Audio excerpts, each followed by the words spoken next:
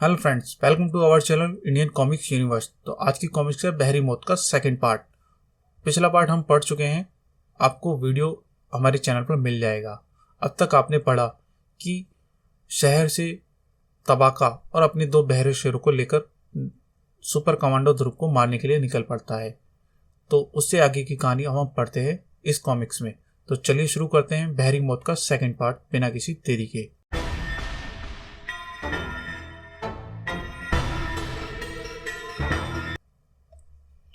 आजकल रोज सवेरे एक ग्राहक आकर पूरे 2 कटे बकरे खरीद कर ले जाता है और खरे नोट दे जाता है। वह कौन है?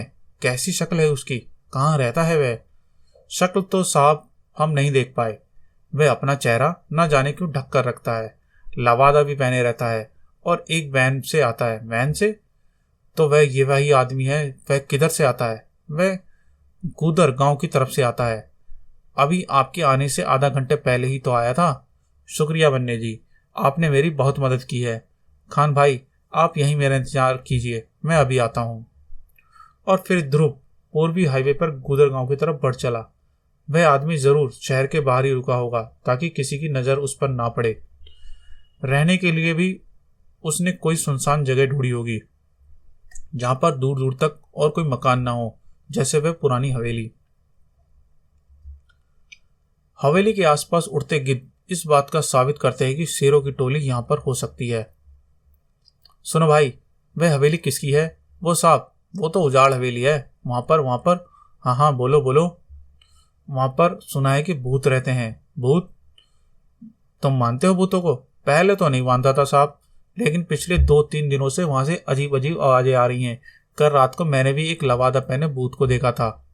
लवादा पहने? अच्छा, धन्यवाद भाई। काहे का धन्यवाद साहब, बताने में कोई पैसा थोड़ी लगता है। क्यों? राम राम साहब। लवादा पहने आदमी यानी मैं सही जगह पर पहुंचा हूं। वह आदमी जो कोई भी है यहीं पर छुपा है, लेकिन इस समय हवेली के अंदर जाना खतरनाक हो सकता है, क्योंकि मुझे पूरा यकीन है कि मेरी हर हरकत पर हवेली से कड़ी नजर रखी जा रही होगी। मैं आज रात को यहां पर पूरी तैयारी के साथ वापस आऊंगा और तब इस रहस्य से पर्दा उठा सकूंगा। अपना शिकार पिंजरे के बाहर तक आ गया है। तबाका, मुझे पता था कि ये लड़का मुझको निराश नहीं करेगा। मैं इसका इंतजार करूंगा। दिन का उजाला धीरे धीरे रात के अंधेरे में बदलने लगा, लेकिन वह आकृति अपनी जगह से हिली तक नहीं। अगर मेरा ख्याल गलत नहीं है तो वह छोकरा अब आता ही होगा। कुछ आ रहा है तबाका, शायद ध्रुव ही। नहीं, ये तो कोई देहाती है जो अपनी भैंसों को घर ले जा रहा है। ध्रुव अब तक कहीं नजर नहीं आ रहा। उसका ख्याल सही था। पास के गांव का दूध वाला अपनी भैंसों को चराने के बाद घर ले जा रहा था, लेकिन दूरबीन के पीछे बैठी आंखें नहीं देख पाई थी कि आखिर भैंस के साथ एक सवारी भी थी। जैसे ही भैंसें हवेली के पास से गुजरी, ध्रुव एक तरफ कूदा। यहां से तो मैं आराम से आ गया, अब देखना है कि इस हवेली के अंदर क्या है। घिरते अंधेरे और परछाई के बीच ध्रुव तेजी से हवेली के पिछवाड़े की तरफ बढ़ा। अंदर घुसने के लिए पिछवाड़े की खिड़की से पहले खुली हुई। वाह, किस्मत तेज है। बिना कोई आवाज किए ध्रुव खामोशी से हवेली के अंदर हो गया। पूरी हवेली अंधकार और सन्नाटे की चादर में घिरी हुई थी। कुछ मिनटों बाद ध्रुव को अपने निर्णय पर शक होने लगा। यहाँ पर तो एकदम सन्नाटा है, हालांकि हवा में शेरों की गंध मौजूद है, पर कोई आवाज क्यों नहीं हो रही? क्या वह आदमी मेरे आने से पहले इस हवेली को छोड़कर जा चुका है? तभी एक हवेली का सन्नाटा एक इंजन की गड़गड़ाहट से टूट गया। कहीं पर कोई जनरेटर स्टार्ट हुआ है। अगले ही पल ध्रुव के सामने आपको तेज रोशनियों से घिरा हुआ पाया। तेज रोशनियों से चुंधियाई उसकी आंखें जब देखने में अभ्यस्त हुई तो उसने आपको एक हॉल के बीचों बीच खड़ा पाया, लेकिन चारों ओर का वातावरण कुछ जाना पहचाना था। तभी की आवाज गूंजी, स्वागत है ध्रुव, अपने चारों तरफ का नजारा ठीक से देख लो, क्योंकि यह तुम्हारी जिंदगी का आखिरी दृश्य है। यह तो ग्लोब सर्कस का रिंग है, लेकिन ग्लोब सर्कस तो सालों पहले खत्म हो गया था। हाँ, और ग्लोब सर्कस की मौत के जिम्मेदार तुम हो। मैं? लेकिन तुम कौन हो? तुम्हारी आवाज जानी पहचानी लग रही है। हा हा हा, बताऊंगा। मरने से पहले मेरी सूरत जरूर देखोगे, यह मेरा वादा है। लेकिन वह बाद में। नकाबपोश का हाथ एक हैंडल पर कस गया और ध्रुव का चारों तरफ से घेरता हुआ एक लोहे का पिंजरा छत से नीचे आ गिरा। पहचानो ध्रुव, पहचानो, ये वही पिंजरा है जिसका इस्तेमाल ग्लोब सर्कस में शेरों को आइटम दिखाने के लिए होता था। अब इसमें कमी है तो सिर्फ शेरों की। इससे पहले कि ध्रुव कुछ समझ पाता, पिंजरे के दो तरफ से दो दरवाजे खुले और दो भूखे शेर ध्रुव की तरफ बढ़ने लगे। तुम जो भी हो, पर शायद यह नहीं जानते कि शेर मेरी बोली समझते हैं और मैं उनकी बोली, इसलिए शेरों से निपटना मेरे लिए कोई समस्या नहीं है। ओह, अगर ऐसी बात है तो कोशिश करके देख लो। गुर्र। ध्रुव के गले से एक हल्की सी गुर्राहट निकलने लगी। लेकिन अरे, ये दोनों तो शेर तो बढ़ते ही आ रहे, यानी मेरी बात नहीं समझ रहे। ओह, ये तो मैं बताना भूल ही गया था कि ये दोनों शेर बहरे हैं। ये तुम्हारी बात नहीं सुन सकते और इनको खास तौर पर तुम पर ही हमला करने के लिए सधाया गया है। पर घबराओ मत, मैं तुमको बचने का पूरा मौका दूंगा। ये लो, और अपनी रक्षा करते हो तो कर लो। इस छुरे के लिए धन्यवाद, लेकिन मेरे पास शेरों को रोकने के लिए भी कई तरीके हैं, जैसे बेहोशी की दवा से भरी ये डॉट। अच्छा हुआ कि मैं अपनी इस परिस्थिति के लिए तैयार था। अगले ही पल ध्रुव का हाथ घुमा और डॉट नजदीक वाले शेर के बदन में जा धसी, लेकिन दवाई के असर से शेर सिर्फ लड़खड़ाया और फिर आगे बढ़ने लगा। ओह, ये शेर काफी ताकतवर लगता है। एक डॉट का इस पर असर नहीं हुआ। अब यह सोचने का वक्त नहीं है, मुझको इस दूसरी और आखिरी डॉट का इस्तेमाल भी इसी पर करना पड़ेगा। ध्रुव का हाथ तेजी से घुमा और एक दूसरी डॉट भी लड़खड़ाते शेर के बदन में जा धसी।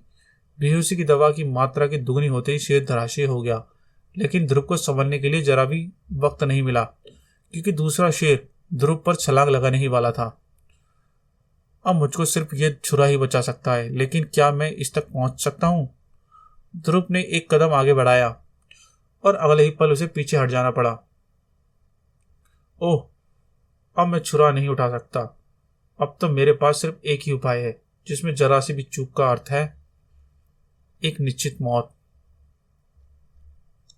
इससे पहले कि शेर कुछ समझ पाता, ध्रुव उसकी पीठ के ऊपर था। उसकी उंगलियां शेर की गर्दन पर फौलाद की तरह कस गई थी। शेर का दम घुटने लगा। वह पागलों की तरह ध्रुव को गिराने की कोशिश करने लगा, लेकिन ध्रुव के फौलादी हाथ शेर की गर्दन पर कसते चले गए।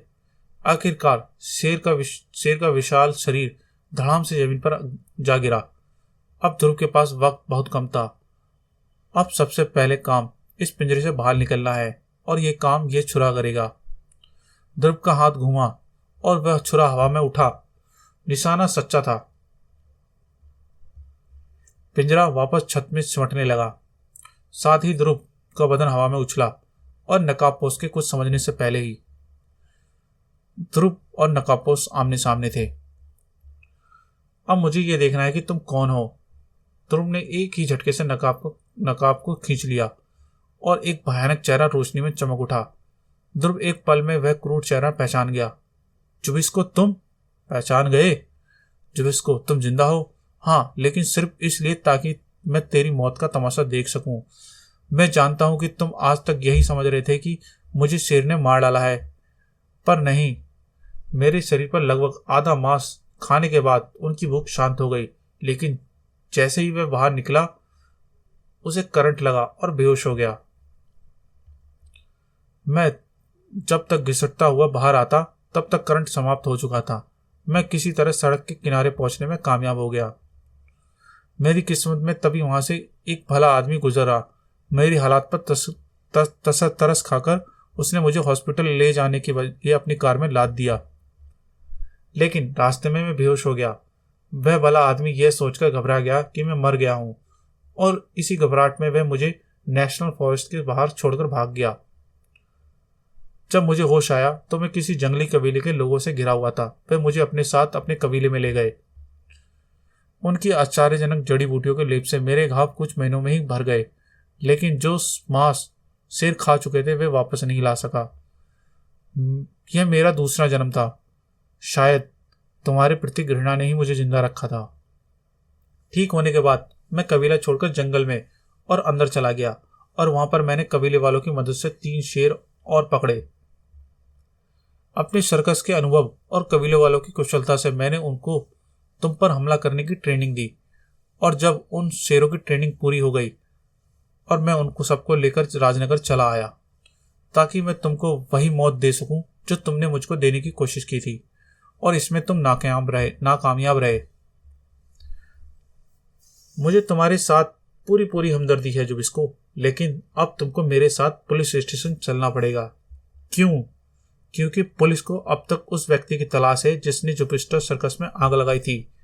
हाँ, तो तुम यह समझ रहे हो कि मैं तुम्हारी बात मानने को मजबूर हूं, लेकिन बेटे मैंने अभी अपना ट्रम्प का इक्का तो चला ही नहीं, तबाका। दरवाजा टूटने की आवाज सुनकर ध्रुव तेजी से पलटा और उसकी आंखें फैल गईं। उसके सामने एक विशालकाय गुरीला खड़ा था। घबराओ मत ध्रुव बेटे, यह गुरीला बहरा नहीं है, तुम चाहो तो इससे बात कर सकते हो। यह मेरा मजाक उड़ा रहा है क्योंकि यह जानता है कि मैं गुरीलाओं की भाषा नहीं जानता। पहला वार मुझे ही करना पड़ेगा क्योंकि यह तो मुझको एक ही बार में ढेर कर सकता है। ध्रुव के बार का तबाका पर हल्का सा असर हुआ, लेकिन तबाका के एक बार ने ध्रुव की सारी शंकाओं को सच सिद्ध कर दिया।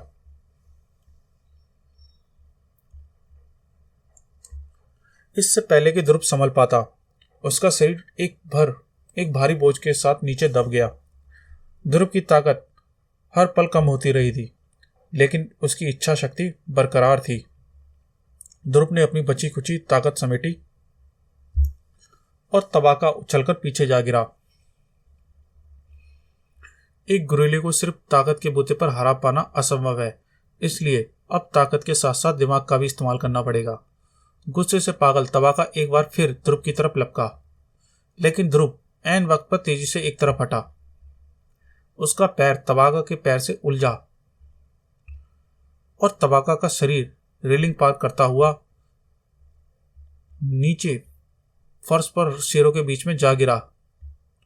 ध्रुव तेजी से कंट्रोल पैनल की तरफ लपका। उसने कंट्रोल पैनल का हैंडल दूसरी तरफ खींचा और तीनों जानवर को लोहे के पिंजरे में लाने में घेरे में ला दिया। अब ध्रुव जुबिस्को की तरफ मुड़ा। अफसोस जुबिस्को कि तुम्हारा ट्रम्प का इक्का तो चिड़ी का जोकर निकला, लेकिन तुम यह मत समझना बेटे कि मैं बाजी हार गया हूं, क्योंकि मेरे पास अभी एक हथियार और है। लेकिन ठीक इसी वक्त हवेली के एकांत कमरे में रखा पुराना जनरेटर अपनी पूरी क्षमता पर चलने के कारण काफी गर्म हो चुका था। ऊपर अपने भगवान को याद कर ले बेटे, अब तेरा आखिरी वक्त आ ही गया। अरे ये धुआं, लगता है जनरेटर। ओह, ध्रुव ने धुएं का पूरा फायदा उठाया और जुबिस्को के हाथ से पिस्तौल छूट गई। अब तक आंख की लपटें भड़क उठी थीं। यह क्या? अब तो भागने के अलावा कोई और रास्ता ही नहीं है। जुबिस्को तेजी से बाहर की तरफ भागा। ध्रुव भी जुबिस्को के पीछे लपका, लेकिन एकाएक रुक गया। ओह, यह तो मैं भूल ही गया कि ये तीनों जानवर पिंजरे में कैद हैं, और अगर इनको छोड़ा नहीं गया तो वे आग में झुलसकर मर जाएंगे। ध्रुव ने फिर कंट्रोल पैनल की तरफ लपका। उधर जुबिस्को भी सीढ़ियों पर लगभग उतर चुका था, और तभी लोहे का एक घेरा खुल गया। दोनों शेर और गुरीला तबाका भी होश में आ चुके थे। धुएं और आग के कारण तीनों जानवर क्रोधित और दहशत में थे, और वे किसी पर भी हमला करने के तैयार थे। वैसे भी ध्रुव के कारण कुछ भी देखना असंभव था। ध्रुव सिर्फ एक चीख सुन पाया। यह तो जुबिस्को की आवाज लग रही है, लेकिन आग बढ़ती जा रही है। अब यहां पर रुकना असंभव नहीं।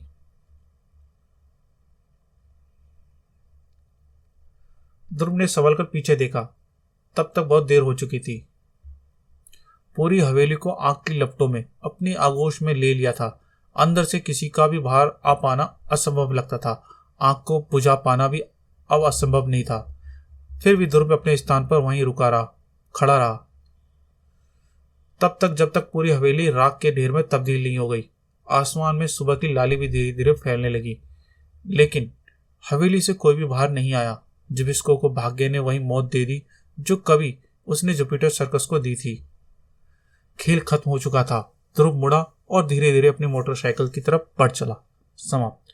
तो गाइस, आपको ये कॉमिक कैसे लगी कमेंट में जरूर बताएं, और वीडियो को लाइक करें और चैनल को सब्सक्राइब करें, और हाँ, बेल आइकन के घंटे को प्रेस करना ना भूलें, जिससे कि आपको आगे आने वाली कॉमिक्स को नोटिफिकेशन मिलता रहे। तो चलिए मिलते हैं अगली शानदार कॉमिक्स में। Thank you.